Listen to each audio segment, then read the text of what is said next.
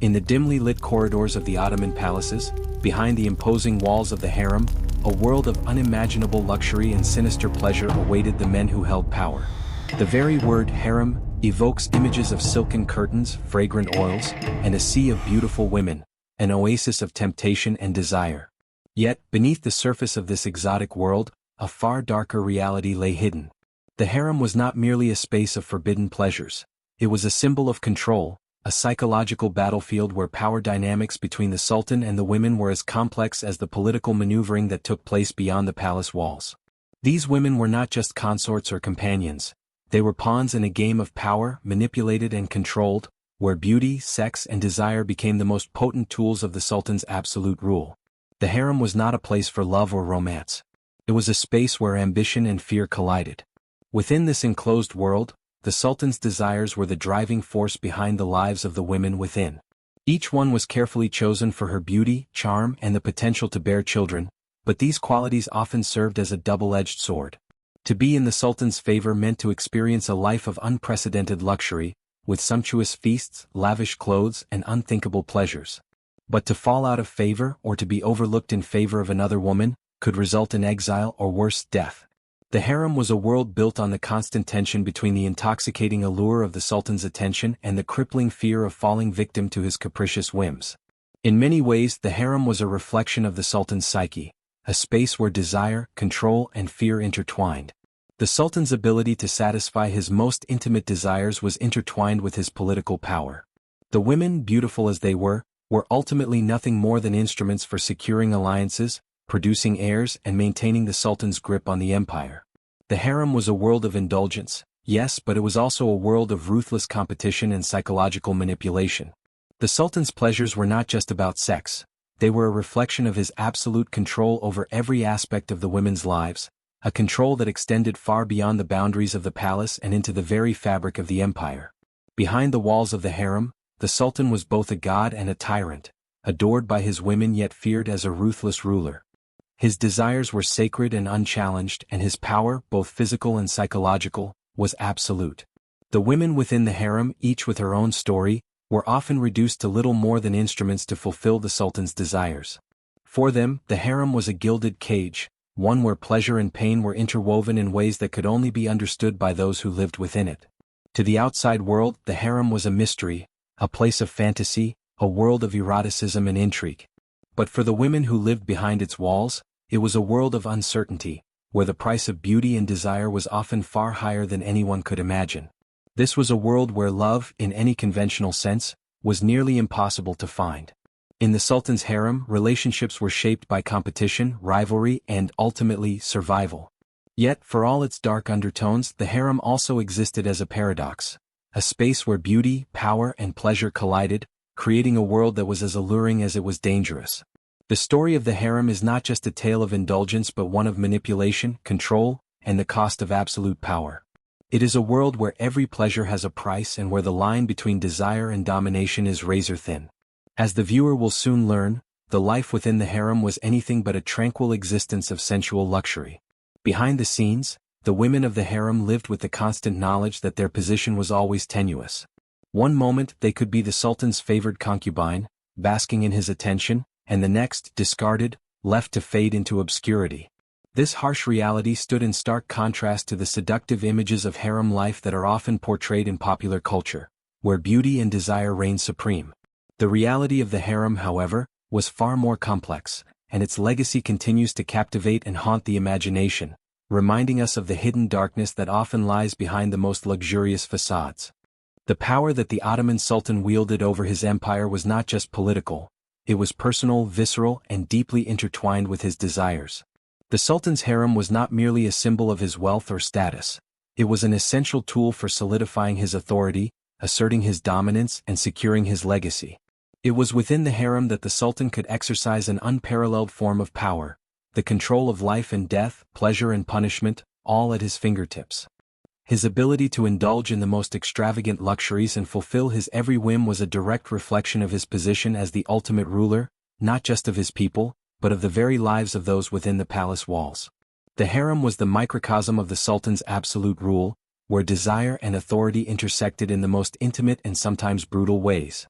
To truly understand the power of the Sultan's desires, one must first grasp the unique political structure that shaped the Ottoman Empire. Unlike the monarchs of many other empires, the Sultan was not merely a figurehead or ceremonial leader. He was the embodiment of divine authority. In Ottoman thought, the Sultan was seen as the representative of God on earth, entrusted with the sacred responsibility of governing the empire. His power was limitless, not just in the military or political spheres but also in his ability to dictate the personal lives of those around him. The harem, therefore, was a place where the Sultan could reinforce his divine right to rule through acts of indulgence and oppression. His pleasures were not just personal indulgences, they were acts of power that were both symbolic and practical. The women in the harem were, by nature of their position, tools in this vast political machine. Each concubine, each favorite, was a pawn in a game of power that reached far beyond the walls of the palace. Their relationships with the Sultan were not based on love or affection but on manipulation, influence, and survival. A woman's beauty and charm could secure her a place of privilege within the Sultan's world, but it was her ability to navigate the complex web of relationships and power struggles that ultimately determined her fate. The Sultan's desires were not merely an expression of personal lust, they were part of the larger strategy of maintaining control over the empire. The women of the harem, as beautiful and coveted as they were, could be discarded at a moment's notice if they failed to satisfy the Sultan's needs or lost their political value. In a world where the Sultan's sexual desires were as unpredictable as they were all-encompassing, the women of the harem lived with the constant fear of being replaced. This created a brutal psychological environment where every action, every word, and every gesture had the potential to shape a woman's future. The Sultan's desires could fluctuate with the seasons, and his attentions could shift in an instant. One moment, a concubine could be the Sultan's favored companion, basking in the wealth and power that came with his favor. The next, she could be cast aside, left to languish in obscurity. This psychological instability was a constant undercurrent in the harem, where even the most beautiful and favored women were at the mercy of the Sultan's fickle whims. The power he held over them was absolute, and it was not confined to the physical realm of the harem. It was a power that seeped into every aspect of their lives, shaping their behavior, their aspirations, and even their identities. But the Sultan's power over the harem was not just about pleasure and indulgence. It was also about control and manipulation. The Sultan used the harem as a tool to maintain his grip on the empire, to reinforce his authority, and to secure his legacy. The act of siring in heir was one of the most significant ways a Sultan could ensure his rule would continue after his death. The harem became the breeding ground for future sultans, and the women within it were viewed less as individuals and more as vessels for the Sultan's dynastic ambitions. This created an intense competition among the women, each vying for the Sultan's attention, hoping to become the mother of the next heir to the throne. The psychological toll of this constant rivalry was immense, as it was not just a matter of personal desire but of political survival. The power dynamics within the harem reflected the larger dynamics of the empire itself. A ruthless, hierarchical system where the weak were discarded, and only the most strategic survived. As a result, the Sultan's pleasure was an essential part of the larger political machinery that kept the empire running. His sexual conquests and indulgences were a way of asserting his control over the most intimate and personal aspects of his subjects' lives. The women of the harem were not just objects of his desire, they were integral parts of the system that reinforced his power. Through them, the Sultan could manipulate not just the lives of individual women but the very future of the empire. The birth of an heir, the political alliances formed through marriage, and the loyalty that could be secured through favor, these were all part of the Sultan's broader strategy of maintaining control over the Ottoman world. The harem, as a reflection of the Sultan's power, was both a place of indulgence and a place of fear. It was a space where beauty and power were inextricably linked, where the desires of the Sultan became a measure of his absolute rule. Yet, within this world of opulence and sensuality, there was a constant undercurrent of danger. The Sultan's attention was a rare and coveted prize, but it came with the price of submission to his will. The women of the harem, as much as they enjoyed the luxuries that came with their position, were also subject to the brutal realities of living in a world where power, pleasure, and fear were inextricably intertwined. Their survival depended not only on their beauty but on their ability to navigate the treacherous waters of court politics and to maintain their place in the Sultan's ever-changing desires. In this world, pleasure was not just a form of escape, it was a weapon, and its consequences were as severe as they were seductive. Behind the gilded walls of the Ottoman palace, the harem stood as a symbol of luxury and sensuality, a world of silken fabrics, opulent perfumes, and exquisite beauty. On the surface, it was a place of indulgence and excess, a dreamscape where the Sultan's desires could be sated in countless ways. However, this seeming paradise was in reality a prison of sorts, a carefully constructed space that confined the women within it not only physically but emotionally and psychologically. The harem was an exclusive, secluded environment that existed in stark contrast to the outside world of political affairs and military conquests. It was a world where sensuality and power intermingled, and where the women were often reduced to mere objects of beauty, their worth measured by their ability to captivate the Sultan's eye. Life in the harem was a paradox. On one hand, the women enjoyed material comforts and pleasures that most could only dream of, but on the other, they lived in constant fear of being discarded or replaced. The Sultan's attention was a coveted prize, but it was a fleeting one. The hierarchy within the harem was rigid, with each woman vying for the Sultan's favor, knowing that only one could be his true consort, and only a select few could bear him heirs. The women who entered the harem were often chosen for their beauty, intelligence, and charm, qualities that could make them stand out among the other women. Yet, no matter how beautiful or talented they were, their futures were always uncertain. The moment they lost the Sultan's interest, their lives could change drastically. Some were sent away in disgrace, others were quietly forgotten, and some were relegated to the status of lesser concubines, all while others were elevated to positions of power and influence. For these women, the harem was not just a palace of pleasure but a place where survival meant navigating a treacherous landscape of jealousy, competition, and ever-changing loyalties. The harem was divided into different tiers, with the Sultan's primary wife, often known as the Queen Mother, at the very top, followed by the other concubines, and at the bottom, the young girls who had yet to gain the Sultan's favor. At the very core of this system was the concept of competition. The women within the harem were not only competing for the Sultan's sexual attention but for their place in his royal court, which would determine their power and influence within the empire. Each woman's success in the harem was linked not only to her beauty and ability to please the Sultan but to her skill in navigating the complex social dynamics of the palace. The women who managed to survive and thrive were often those who possessed more than just physical allure. They were intelligent, strategic, and capable of winning the Sultan's favor through manipulation, charm, and political alliances.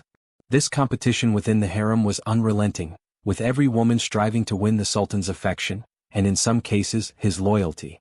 The stakes were high. Earning the Sultan's favor could elevate a woman from relative obscurity to a position of unimaginable wealth and influence, while falling out of favor could lead to exile, disgrace, or death. The psychological toll of this constant competition was immense. The women of the harem were not just objects of desire, they were players in a high-stakes game, where beauty and charm alone were not enough to guarantee survival. They had to be cunning, politically astute, and, at times, ruthlessly ambitious to secure their place in the Sultan's favor. This environment bred a constant sense of anxiety and insecurity, where every glance from the Sultan, every word spoken by his advisors, and every shift in the political landscape could have life-altering consequences for the women involved.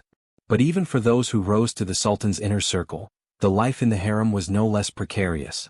The role of the Sultan's primary consort, who was often the mother of his heirs, came with its own set of challenges. These women were expected to bear sons to continue the Sultan's bloodline, and failure to do so could result in a devastating loss of status.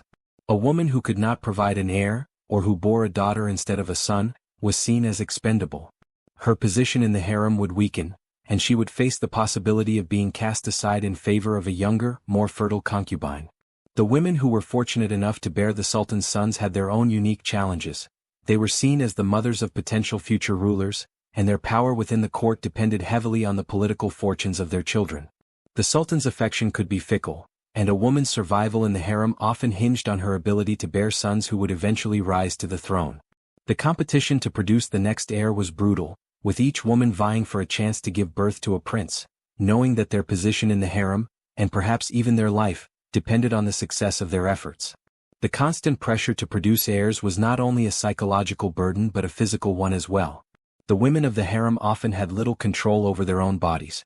They were expected to bear children on command, and the Sultan's desires often dictated the timing of their pregnancies.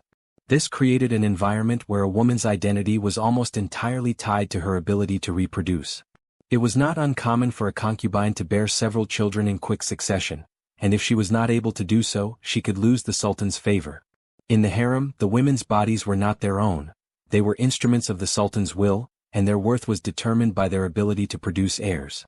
While the women's lives were often defined by their ability to please and bear children, there was also a deep sense of camaraderie and solidarity among them, especially among those who shared similar statuses.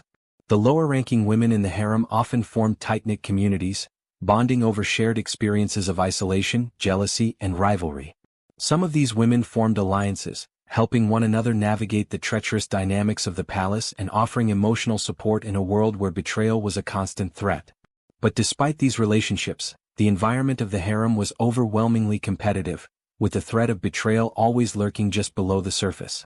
Despite all the luxury and indulgence that came with life in the harem, it was a world of constant psychological tension. The women of the harem were surrounded by opulence, yet they lived in a state of emotional and physical captivity. Their beauty and sexual allure were their only means of survival, and they were constantly reminded of how fleeting that power could be.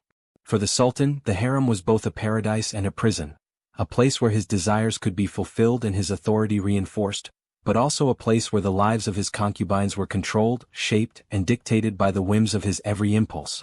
For the women who lived there, the harem was a world where beauty could be both a blessing and a curse, and where pleasure was intertwined with power, fear, and survival.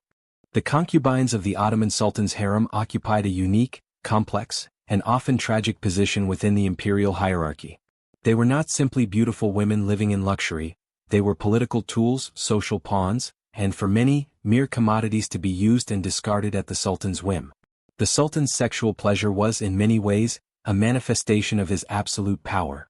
The women who entered the harem had their fates bound to the whims of this power, their lives shaped by their ability to captivate and maintain the Sultan's attention.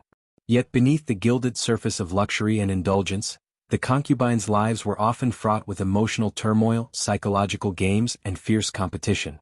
To be selected as a concubine of the Sultan was, in many ways, a double-edged sword. For some, it offered a life of unrivaled opulence, gilded chambers, beautiful clothing, and a place of prominence in one of the most powerful courts in the world. But for many others it was a prison, a place where beauty and charm were their only means of survival, and where their worth was entirely tied to their ability to please the Sultan.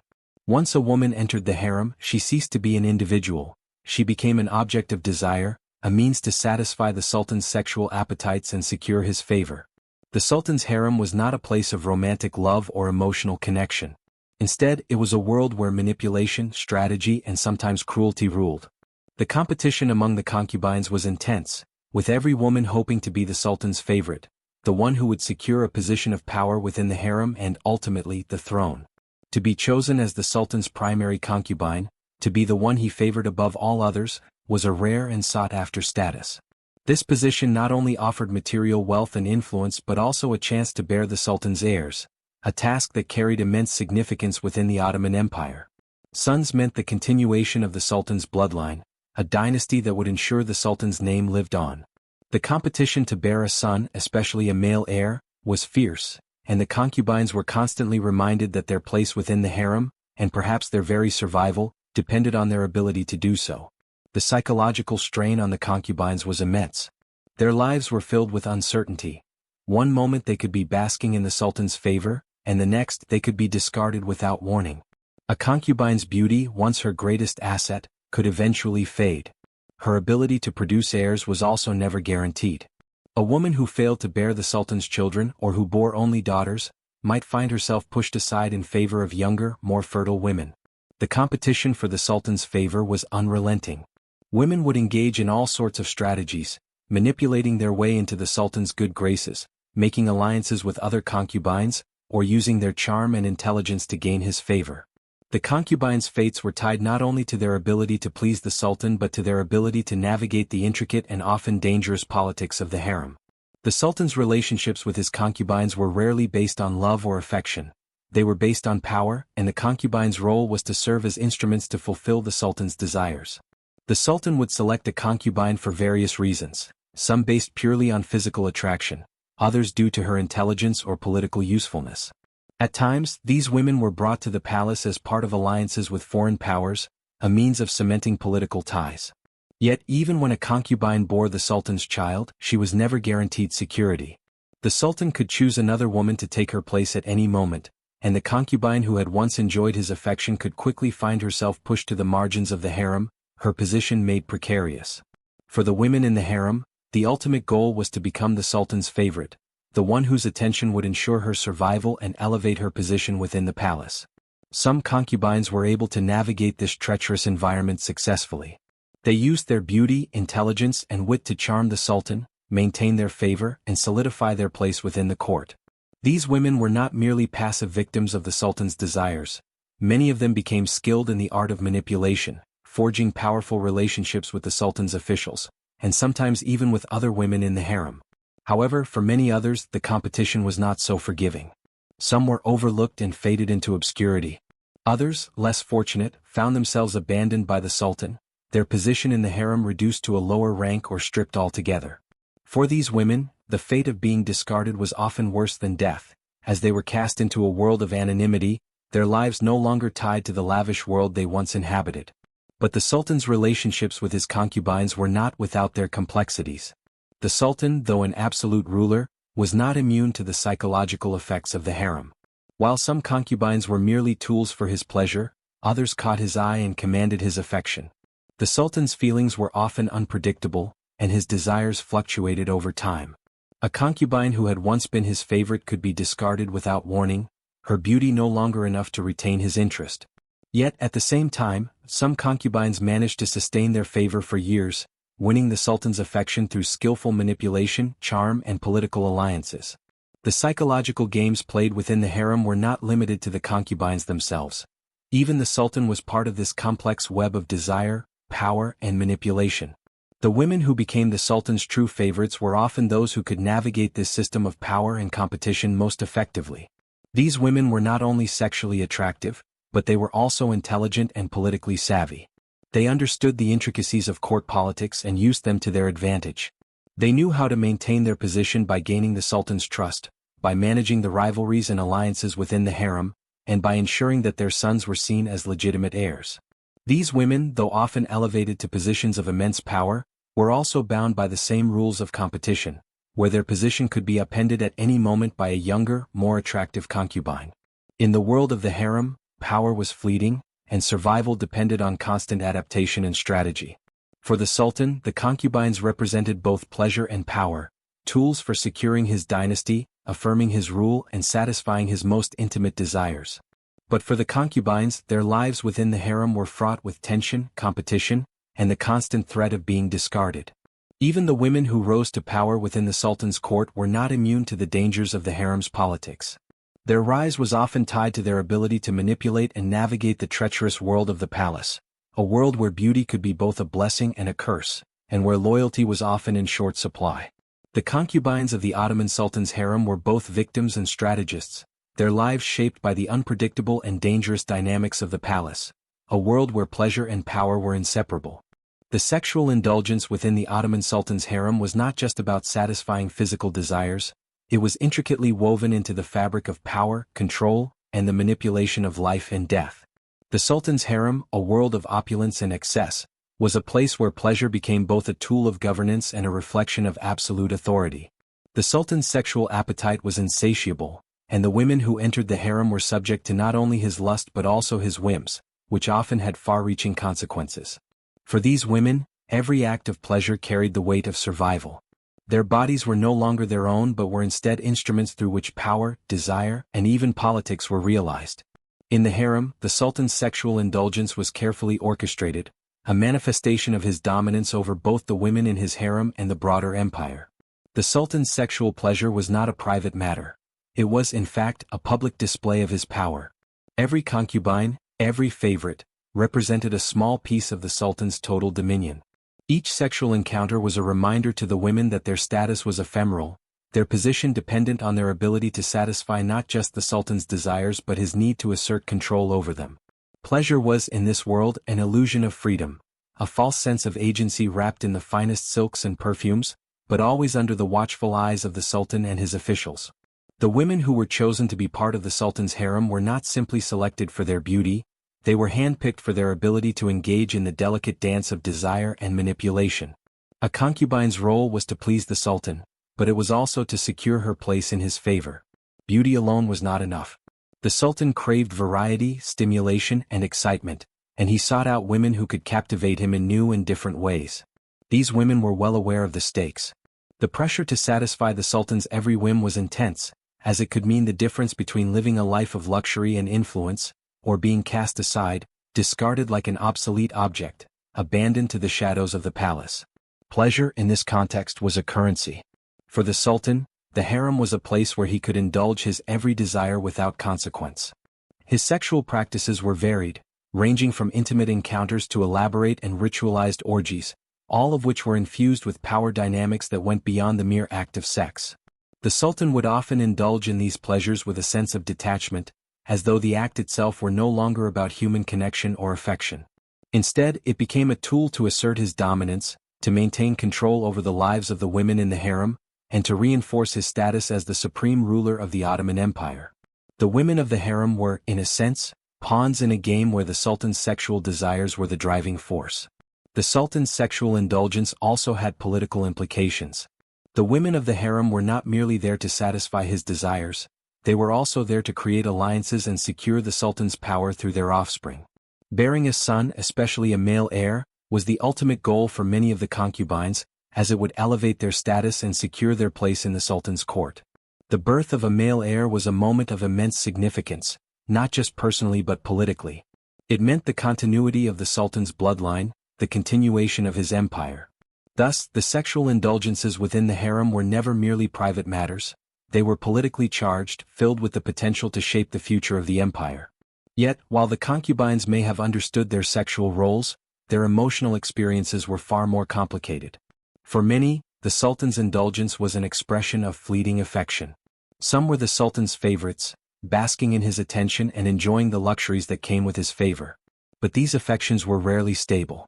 A concubine who was adored one moment could be discarded the next, left to fall into obscurity or exile. This instability created an environment of constant anxiety. The women had to perform, not only to satisfy the Sultan's desires but to keep their place in the royal court. The sexual acts, therefore, were not just about physical pleasure but were inextricably tied to the psychological manipulation of power and status. The Sultan's indulgence was also a reflection of his perceived divinity.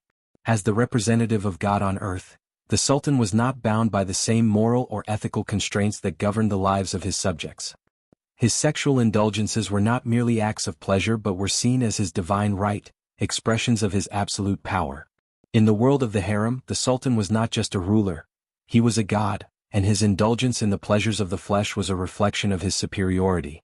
The women who served him were not merely concubines, they were part of his divine apparatus, fulfilling his desires as part of the larger cosmic order. Their sexual experiences were not theirs to control, but were dictated by the Sultan, and in many ways, this was accepted as the natural order of things. The women, too, became extensions of the Sultan's power, their beauty and bodies offering a constant affirmation of his rule. But despite the lavishness and indulgence that defined life in the harem, there was always an undercurrent of cruelty and control. The Sultan's desires were never simple acts of pleasure. They were always laced with power, a constant reminder that the women in the harem were not just objects of desire, but tools of domination. The women who failed to meet the Sultan's desires or those who lost his favor were discarded without hesitation. This system created an environment of intense competition, where the women not only vied for the Sultan's sexual attention but also for the political power that came with it. The desire to bear an heir, to become the Sultan's favorite, and to secure one's future in the palace was a constant pressure, a challenge that could break even the most resilient of women. The Sultan's indulgence was not just about power over the women, it was also about control over the very future of the empire. The sexual relationships within the harem were intricately linked to political strategy. The Sultan's offspring, especially his sons, were the key to his legacy. They would carry his name and rule in his stead, continuing the family dynasty and ensuring the empire's stability. Each sexual act, each moment of indulgence, had the potential to change the course of history. The women of the harem, while powerless in many ways, held the key to the Sultan's most vital goal, securing his lineage. In the end, the Sultan's sexual indulgence was not simply a matter of personal pleasure, it was a form of governance, a way to consolidate power, secure loyalty, and reinforce his divine right to rule. The women who lived in the harem were not mere figures of pleasure, they were essential to the functioning of the empire itself, caught in the complex web of desire, power, and politics. Their bodies were both their weapons and their prison, and their lives were shaped by the Sultan's desires. In this world, pleasure was not just indulgence, it was a calculated means of maintaining control, and for the women, it was a dangerous game of survival. The ruthless pursuit of heirs was perhaps the most significant aspect of the Sultan's power in the harem. To secure the future of his bloodline, the Sultan relied on the women of the harem to bear him sons, for these sons represented not only the continuation of his dynasty but also the very foundation of his power. The act of siring an heir was a political necessity, and the pressure to do so weighed heavily on the concubines who lived within the palace walls. The Sultan's primary goal was to ensure the survival of his reign, and the production of male heirs was the ultimate measure of a concubine's worth. However, this pressure created an environment of intense rivalry, manipulation, and, in many cases, heartbreak. Women vied for the coveted position of being the mother of the next sultan, a position that could elevate their status to unprecedented heights. At the heart of the Sultan's obsession with heirs was the unrelenting fear of instability. The Ottoman Empire was vast, and the Sultan's control was tenuous at times, dependent on the loyalty of his subjects and the strength of his lineage. A strong, legitimate heir ensured that the empire remained united under the same bloodline, safeguarding its future against rival claimants, internal strife and external threats. In the minds of many, the Sultan's reign was directly linked to the power of his heirs. Thus, the birth of a male heir became the most significant event within the harem, not only for the woman who bore him but for the future of the entire empire. The pressure to bear a son was not just a personal desire for the Sultan, it was an imperial necessity. Concubines, particularly those who had been chosen as favorites, were acutely aware of this pressure. Their lives in the harem revolved around the goal of becoming the mother of the next sultan. They were given immense privileges, including luxurious quarters, special attention from the sultan, and the ability to partake in the highest pleasures of the harem. However, none of these rewards mattered if they could not provide the sultan with an heir. The competition to become the mother of a male heir was cutthroat. Each concubine, whether she had the sultan's favor at the moment or not, would strive to secure her place in his future through pregnancy. The stakes were high, and failure to produce a son could lead to a swift fall from favor, leaving a woman vulnerable to exile, diminished status, or in extreme cases, death. A woman's ability to conceive and bear a son could determine her future within the harem. For the sultan, the birth of an heir was both a personal triumph and a public event that symbolized his eternal rule. His concubines knew that their ability to bear children, particularly a son, was a sign of their value in the imperial court. The emotional toll of this expectation was tremendous. The pressure to bear a male heir created a competitive and volatile atmosphere in the harem. Rivalries flourished among the concubines, and every pregnancy was closely monitored, with whispers and rumors circulating about the potential successor to the throne. For the women involved, this was not just about motherhood, it was about their place in history, their survival, and their legacy. While many concubines were driven by a genuine desire to become mothers, others understood that motherhood was not just a biological act but a strategic move. They became skilled in the art of seduction, cultivating a personal relationship with the sultan that went beyond mere sex. These women knew that the key to their survival was securing the sultan's affection long enough to conceive a child. The sultan's favor could change on a whim, and a woman's ability to maintain his attention during the most crucial moments could determine whether she would become the mother of his heir or fade into obscurity.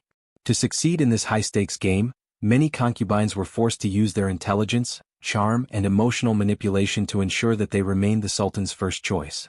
However, producing an heir did not guarantee lifelong favor. Once a concubine bore a son, her position was solidified temporarily, but the competition was relentless. The sultan, driven by his fear of losing control, continued to seek new women who could bear additional heirs. It was common for the sultan to father multiple children with different concubines, ensuring that his bloodline remained strong and diverse. Some women who bore the sultan's heirs were eventually cast aside once their primary role was fulfilled. In this sense, the women who bore the sultan's children were never truly safe from the capricious nature of his favor. Once they gave birth to an heir, they often found themselves pushed aside, replaced by younger women who might offer a greater chance of producing more heirs. It was a cruel system that saw the women who had once been the sultan's favorites fall from grace. The physical demands of motherhood were also not without their toll. In the harem, women were often expected to bear multiple children in quick succession. Their bodies, once seen as tools of pleasure and seduction, were now viewed primarily as instruments for producing heirs. Many concubines had little control over the timing of their pregnancies. If a woman failed to produce a son quickly enough, the sultan's attention could shift elsewhere, and she could find herself relegated to a lesser position within the harem. This pressure often resulted in exhaustion, emotional distress, and, at times, health complications. Childbearing was not just a biological process but an act of survival within the complex power dynamics of the palace. The stakes were particularly high for the concubines who had the honor of bearing the Sultan's first son, as these women often rose to the highest positions of influence. Their sons became heirs to the throne, and their mothers became powerful political figures within the harem and the empire. However, even this status was precarious. The power that these mothers wielded was always subject to the whims of the Sultan, who could replace them at any moment with a younger, more beautiful woman. The emotional strain on these women was immense, as their entire identity was tied to the success of their children, and they were constantly at the mercy of the Sultan's desires. The Sultan's obsession with heirs also reflected the broader societal pressures of the time. In an empire that was built on dynastic power, the Sultan's need for male heirs was a way of ensuring political stability and preserving his family's rule. Yet, for the women in the harem, the production of heirs was both a privilege and a curse. It was a path to power, but also one fraught with immense competition, manipulation, and emotional strain. The birth of an heir was a moment of triumph, but it was also a reminder of the fragile and precarious position that the concubines held within the harem. For the women who succeeded in this brutal system, the rewards were great. They became the mothers of sultans, wielding immense power and influence within the palace and beyond. However, for many others, the failure to produce an heir led to rejection, loss of favor, and eventual obscurity. In a world where power was everything, the birth of a male heir was the ultimate prize, a means of securing one's place in the Sultan's court and in history itself. For the concubines of the harem, it was a constant reminder that in the pursuit of power, nothing was ever guaranteed, and everything was always subject to the Sultan's desires. The women of the harem were not merely subjects of the Sultan's lust. They were, in many ways, players in a complex web of power, ambition, and political maneuvering. As much as the Sultan's sexual desires were the driving force behind much of the drama within the harem, the women's relationships with one another were shaped by far more than competition for the Sultan's favor. There were alliances, rivalries, betrayals, and friendships that formed behind the closed doors of the palace. The harem was a world unto itself, one where the dynamics of power, both personal and political, were constantly shifting. The very nature of the harem, with its intricate social structure, placed the women in a perpetual state of competition. But this competition was not always a straightforward contest for the Sultan's attention. The harem was divided into several tiers, with each woman's position determined by her relationship with the Sultan. At the very top were the Sultan's most favored consorts, typically those who had borne him sons or had gained his affection through their charm, wit, or political alliances. Beneath them were the lesser concubines, those who had yet to earn the Sultan's full favor but were still granted privileges and luxuries. At the bottom were the younger women, often new to the harem and still vying for their place in the Sultan's world. But the social hierarchy within the harem was not fixed. The Sultan's whims could change at any moment, and a woman who had once been relegated to a lower status could quickly rise to the top if she caught his eye or bore him a child. This created a constantly shifting landscape of power and influence, where alliances were fluid, and betrayal was a constant threat. It was not just the Sultan's favor that was at stake, it was survival. A woman's ability to adapt to the ever-changing dynamics of the harem could mean the difference between a life of luxury and political influence and a life of obscurity or exile. In this environment, the women of the harem were forced to develop a keen understanding of the delicate balance of power. While their beauty and sexual appeal were essential, they also needed intelligence, strategy, and the ability to navigate the political intrigues of the palace. Some concubines were able to use their charm and intellect to form powerful alliances with other women in the harem, gaining political leverage that allowed them to maintain or elevate their status. Others engaged in more subtle forms of manipulation, using their relationships with the Sultan's advisors or other key figures in the palace to gain favor and protect their position. In a world where survival depended on the Sultan's favor, a woman's ability to secure alliances and build relationships with those around her was as crucial as her ability to satisfy his desires. However, the relationships between the women in the harem were not always built on solidarity. Rivalries and jealousies ran deep, as every concubine sought to outdo the others in an attempt to secure the Sultan's favor. This often led to betrayal and manipulation. Women who had once been friends could quickly turn on each other if they saw an opportunity to gain an advantage in the cutthroat world of the harem. These betrayals could take many forms: whispers in the Sultan's ear about a rival's behavior, spreading rumors to tarnish a woman's reputation, or even covert attempts to sabotage a rival's chances of winning the Sultan's favor. The competition for the Sultan's attention was not just about beauty, it was about intelligence, cunning, and an understanding of the power dynamics within the palace. The psychological toll of life in the harem was immense. The constant shifting of power, the need to constantly prove one's worth, and the fear of being cast aside created an atmosphere of anxiety and insecurity. For many women, the Sultan's attention became an obsession. The fear of losing his favor, and with it their place in the palace, was always looming over them. This fear could drive women to extreme measures. Some resorted to extreme tactics to maintain their position, using seduction, manipulation, and deceit to keep the Sultan's attention. Others, more desperate, might engage in self-destructive behaviors, seeking out dangerous liaisons or making risky political moves in an effort to secure their place in the palace. The intense psychological pressure of life in the harem, where one's entire identity and status were tied to the whims of the Sultan, often led to breakdowns, paranoia, and mental anguish. Despite the fierce competition, there were moments of camaraderie and even genuine friendship within the harem. Some women, particularly those in similar positions of favor or lower status, formed alliances that allowed them to survive in the hostile environment. These alliances could be based on mutual support, shared goals, or even shared experiences of betrayal and hardship. These women would provide emotional support to one another, offering advice, encouragement, or, when necessary, a shoulder to cry on. In such a precarious world, where trust was often in short supply, these relationships could become crucial to a woman's survival. The ability to maintain one's emotional and mental health in the harem required not only strength and resilience but also the ability to rely on others when the pressure became too great. However, even these alliances were not immune to the manipulative forces at play. The Sultan's ability to shift his favor at a moment's notice created an atmosphere of instability that undermined any sense of solidarity.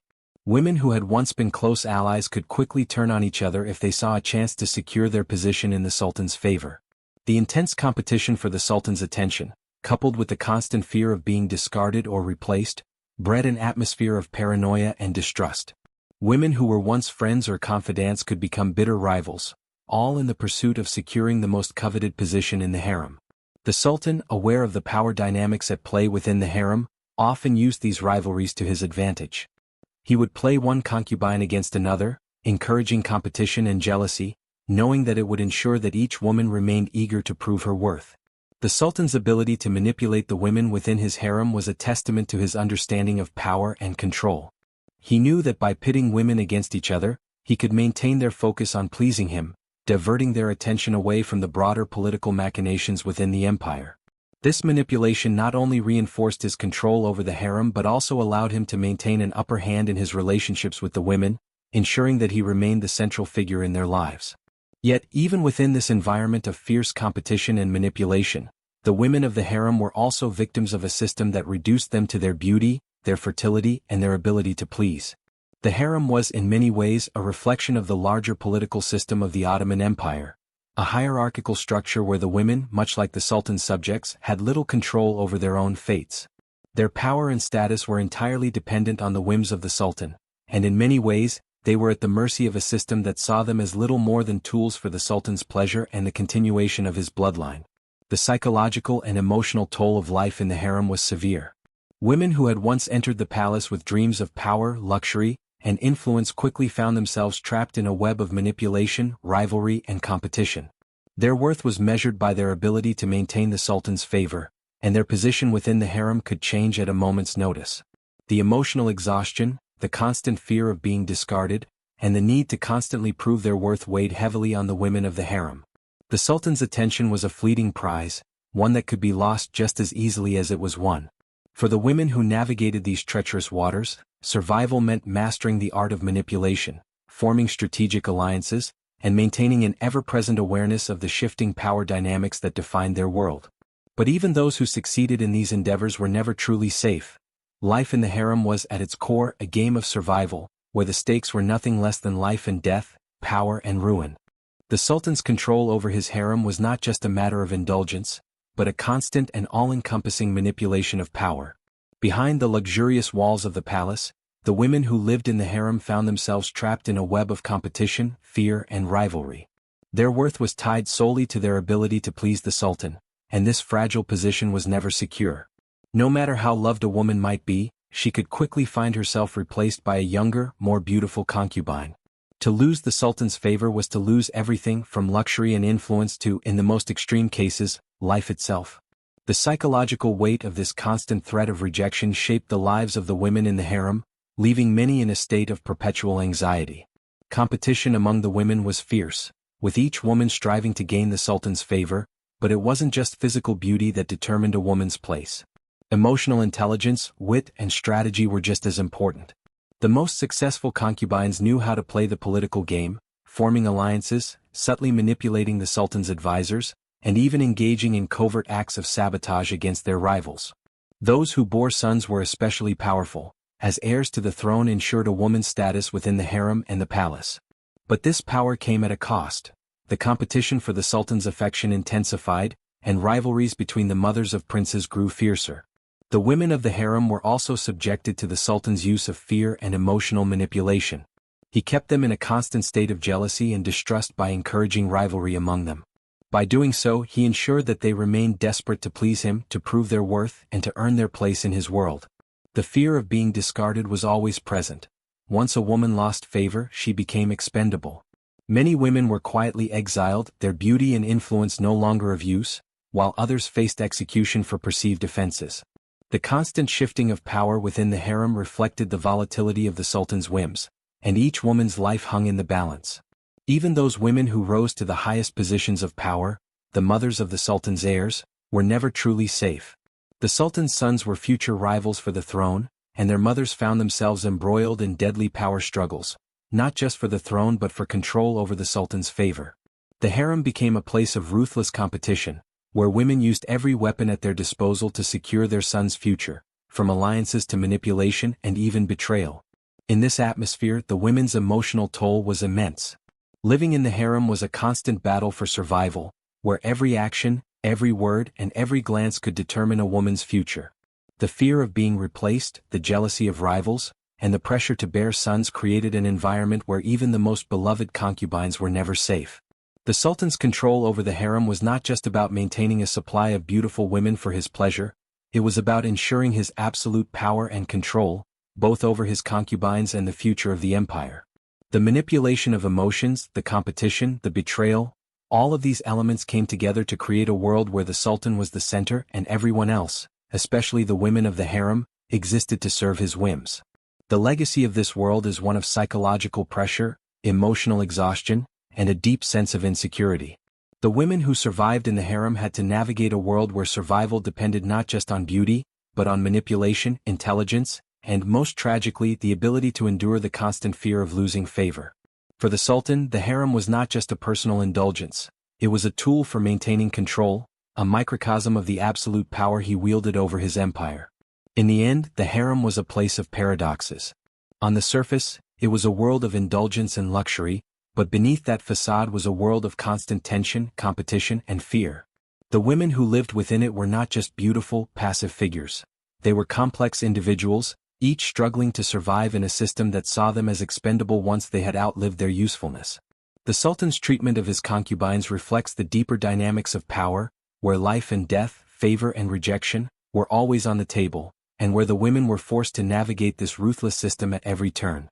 The legacy of the harem is a dark one, revealing the price of beauty, the cost of power, and the immense psychological toll of living under absolute control. The legacy of the Sultan's harem is deeply intertwined with the complex interplay of power, manipulation, and desire.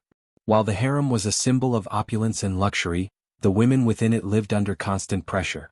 Their lives were shaped by a system of absolute control, where their value was tied to their beauty, fertility, and ability to secure the Sultan's favor. This system of power saw the women as nothing more than tools to maintain the Sultan's rule and bloodline. However, beneath the surface of this dominance, there were moments of genuine emotional struggle, rivalry, and even brief camaraderie. The legacy of the harem also extended beyond the lives of the women to the very structure of the Ottoman Empire.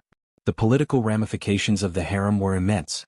The Sultan's heirs, born from the women within the palace, were key to the empire's stability. Yet, the competition for these heirs was fierce and deadly, leading to power struggles that would leave deep marks on the empire. The women of the harem, in their pursuit of favor, were not only competing for the Sultan's attention but for their place in history, their survival, and their influence over the future of the empire. Today, the stories of the harem remain a powerful symbol of the complexities of power, politics, and desire. These tales, marked by rivalry, ambition, and betrayal, reveal a dark yet captivating side of the Ottoman Empire. The legacy of the harem is a stark reminder of the dangerous intersections of beauty, power, and control, a system where survival depended on the manipulation of affection and the constant fear of being replaced.